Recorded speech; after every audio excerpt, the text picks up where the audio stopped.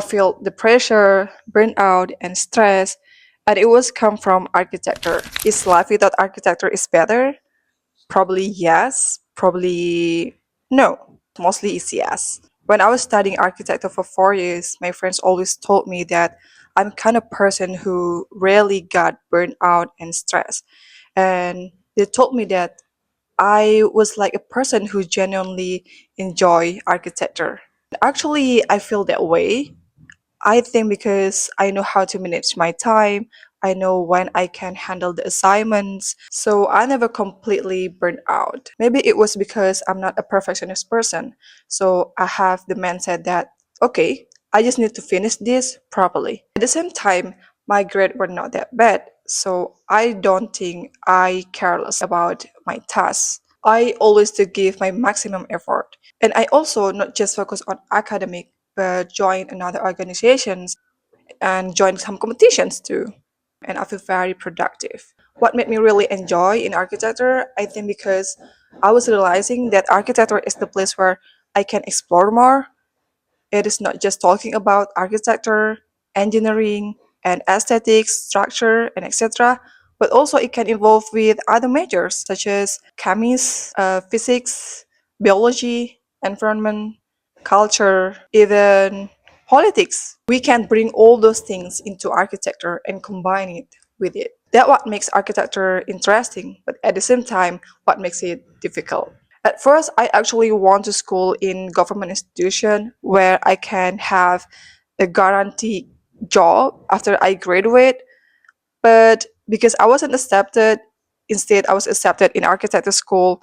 Okay, I feel like this is my destiny, and I realized that architecture even more interesting rather than I school in government institutions. It gives a challenge and opportunities to widen my knowledge. But things change when I start working. I feel the pressure, burnout, and stress. And that moment, I was realized I don't think I like this job. What I mean is not the job itself, not the architecture, but the repetition, the rhythm, what I was doing at the time, what makes me really live in the present. In the first 3 months, it feels very hard. I did a lot of mistakes because what they told me in architecture school was slightly different what I was doing in the office. In the studio, we focus on how to make design can be built instead just talking about the concept. It really helped me to grow faster in the first 3 months, and then in the next 5 months, 8 months, 10 months, even a year, I grow very little. I get the knowledge very little. I feel stuck. And I just learn very, very small thing like 1% compared to my early 3 months. So that's why I decided to, no, I'm not gonna live like this. Something that triggered me to not truly enjoy that job at the time, probably because I had another dream. Eventually, I decided to resign from my job and following my dreams. Even though right now I'm very struggling to achieve that dream, but right now I have an opportunities to explore more, to try new things that I never thought I'm gonna end up in here, in that community, and this become my main income.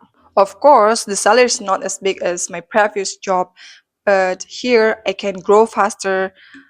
But at the same time, it's very challenging and tough, especially when you guys live in this country, in my country, in Indonesia, in this economy, in these political situations. Like you need to rethinking to resign from the job, and I also rethink about my decision is good or not. Even though I was never truly regret, but I always rethink is that a good choice? Am I did a mistake? I don't know. Even when I stay at the job in architecture firm, no, I still don't want to doing the same things every day like this. I want to grow faster. I can still enjoy architecture through making contents. Instead, just do the same thing every day. But of course, there is something that I always remember.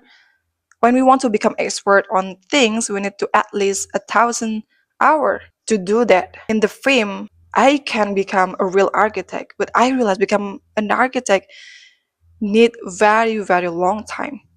So in this era, I switch how I can enjoy architecture. Maybe this is the version of architecture that I can truly enjoy by learning through making videos, doing small research, reading articles and papers, and exploring architecture in my own way. So, guys, if you cannot enjoy architecture, probably you are doing in a wrong way.